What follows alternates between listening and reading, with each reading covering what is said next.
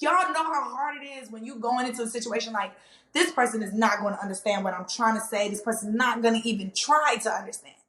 And they get it and they understand it. It's like, thank God I had to smack your ass, because I was going to smack your ass, but you get it. So we good. We on the same table.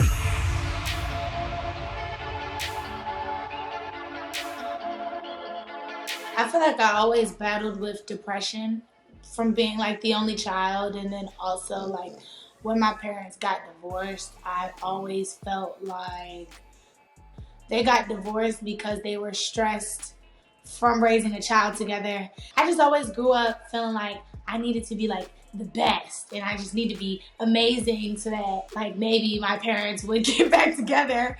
And then it wound up turning into like, I just became like an exhibitionist, like an attention whore, basically. Like, I loved bright colors, I loved being loud, I loved getting in trouble, I loved, even if it was bad energy, like, I was with that. I just remember feeling really sad, like, when I was in that age range, like, preteens, very sad, very lonely. I'm the only child, I don't have brothers and sisters. I hadn't met my best friends yet. Boarding school was in a place that Maryland, it's still Maryland, but Baltimore and Maryland are two different places. If you're from here, you know what I'm saying. Like, it's two different places. So me being from PG and then I moved to Baltimore, I'm going to boarding school with all these kids that have seen that I couldn't even fathom. Like, they done seen people get shot right in front of them. Like, they really living that life, and it just made shit different because they looking at me like I'm from the county. When I was doing poetry, it was like already spoken word. It was already me basically just missing a beat. So it wasn't until like I was doing spoken word at church and stuff, and then I would see other people like basically say the same thing I said, but like in a rap version. And then it just started getting me thinking like, why don't I just try to make music? My dad made music, so I just ventured off into it slowly but surely. And I just remember being so shy about my music. Like, I would never let people hear my music. I would make it like on my voice notes, or even when I was working on my first mixtape, like I think only my 2 friends heard it before it actually came out. Like, I didn't like sharing my music at all. It was super private. I kept it like my poems. I hated Maria Kelly. Like, I hated her so much that Rico Nasty was like a scapegoat. And it wasn't until I had my son that I started realizing like how much I love myself and how cool I am. But like before that, it was just like, okay, this is about to be my persona. I remember my dad had just got out of jail. While he was in jail, I told him that I was making a mixtape. And like, me and my dad have this type of relationship. Like, my dad calls me, like, we joke around with each other way too hard. So he was just making fun of me like, oh, this about to be bad. When he got out, it was like a whole surprise. And then my dad was like, we was sitting and we got acquainted and we were chilling. He had been home for like 30 minutes. It's like, all right, it's time to play this mixtape. If I can't listen to this front to back. So I said, "Why you making all these jokes?" And I hadn't seen him in like 3 years. And like, that was such an amazing day, because like, he started crying when he heard my music. He was like, you know, I was expecting you to just be hella like nasty and raunchy like most female rappers, and it really just made me want to be a different type of female rapper, like the type of crowd I made my dad. Like, he was just like, you so different, you so cold with it, like if you keep this shit going, like you could be the first of your kind, just keep going. And I did. I'm loading these hollows, she like taking footballs, call that Hey Arnold, and I'm with a white.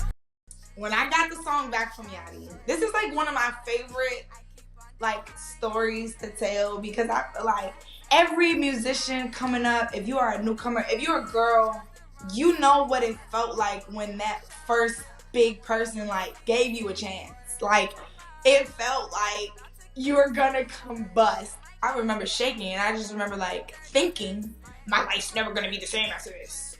And I had no idea like that shit would be like real. Like, I remember after that song came out, I would be anywhere. You're Rico Nasty, you're Rico Nasty. Like, it's never been the same. Like, immediately, like, life changed just like that. I was doing a lot of interviews and people were asking me what my inspirations are. And I was like, shit, like I have a lot of rock inspirations. Like I have a lot of rock in my background. Like I really like that.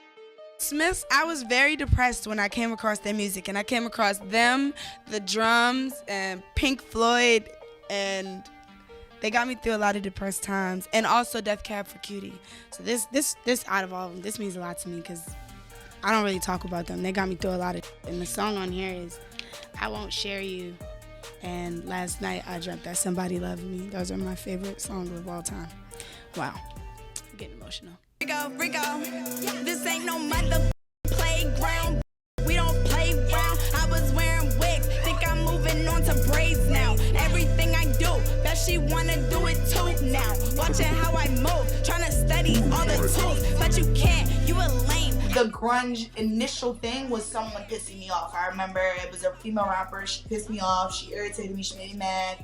The regular, we get the beefing, I'm in the booth, and instead of it being bubblegum pop, it just starts coming out like, I'm popping, like it just started coming out different. The people just gravitated towards it, and it started making me more money. I started getting booked more money just to perform that one song. So it's like I'm going crazy. Now that's about to be my wave. Like I was looking for that. I feel like that's where that came in, because I was looking for my thing that was gonna make me feel comfortable, make me feel like I was making music but still being myself. Don't worry about it, you never been in your place.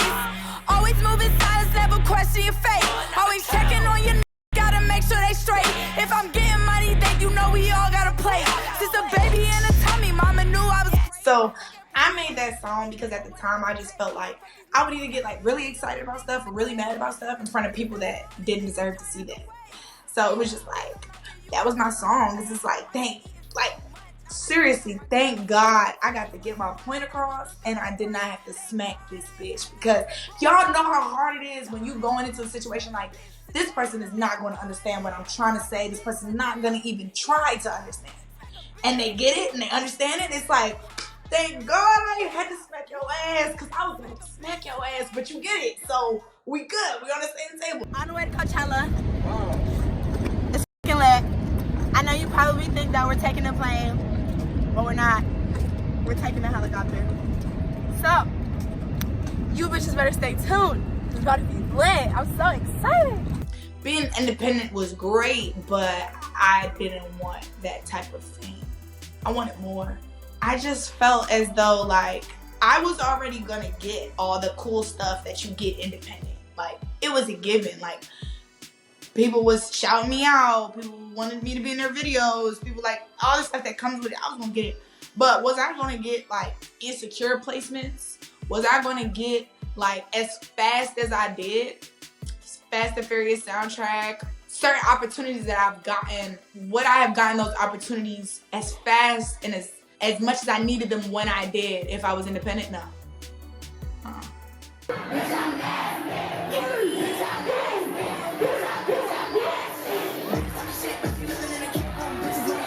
Well, the first song, Bitch I'm Nasty, was like, I said like Trump, I'm talking about my voice, I'm talking about how people got a problem with me yelling. It was exactly what it was, nasty. I was getting treated nasty, okay?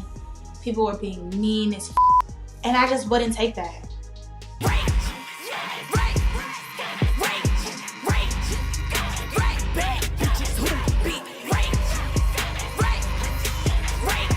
I wouldn't take that, and I just felt as though Nasty had just nasty. You hear the word nasty and you think nasty. You think Trina. You think it's Suki Hana, Cardi B, wop, wop, wop, okay? Nasty. But I took nasty and I felt nasty as in nasty. Like, this is powerful.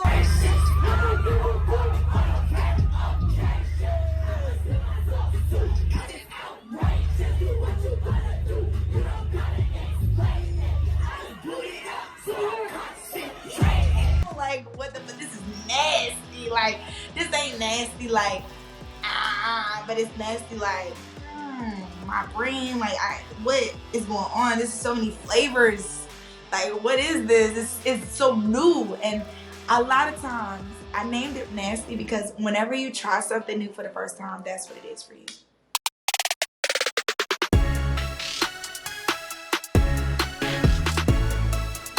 When I had my kid, for some reason I wanted to keep the two separate, as separate as I possibly could.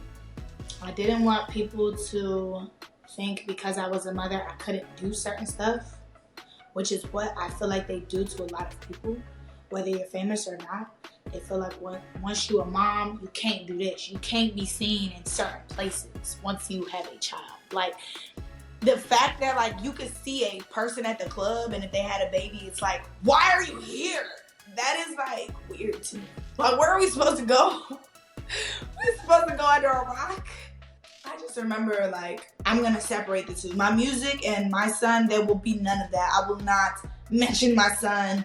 This will not be none of that. Like, my Instagram will barely have pictures of them. I knew off the break with those projects that I did not want him to be a child that was like raised in this shit. I have this. Makes sense. I have like a wall full of ideas and things and like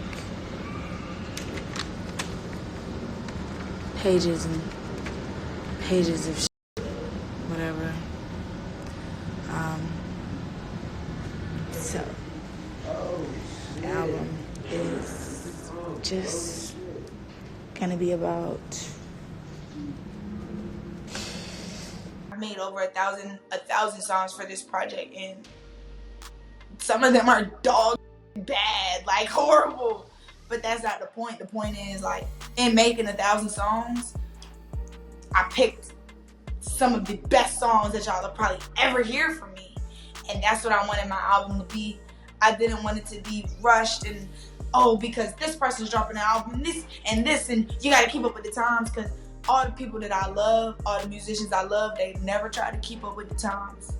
I really love all the female rappers that I'm coming up with now, because I also feel like they don't never try to on me for doing what I'm doing. Like, they appreciate it, and we appreciate, like, we all doing separate things, but it's for the biggest thing of all, which is to get people to get out their heads and have fun. Today, Maria she's 23.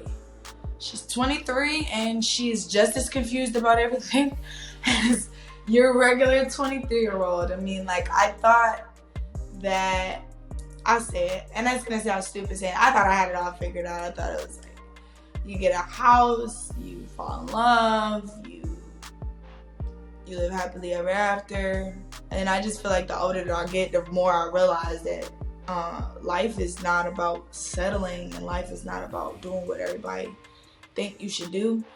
I think that there's so much more for me to find out about myself, but as of now, I'm doing pretty fine. I mean, 23 is a weird age, man. Like, you feel like you should be here, but really you're fine. But you don't know that until you get there. So, I don't know. I'm just taking every day step by step, and I'm just hoping that eventually, like, I just become the woman that I want to be by just taking care of myself and minding my damn business.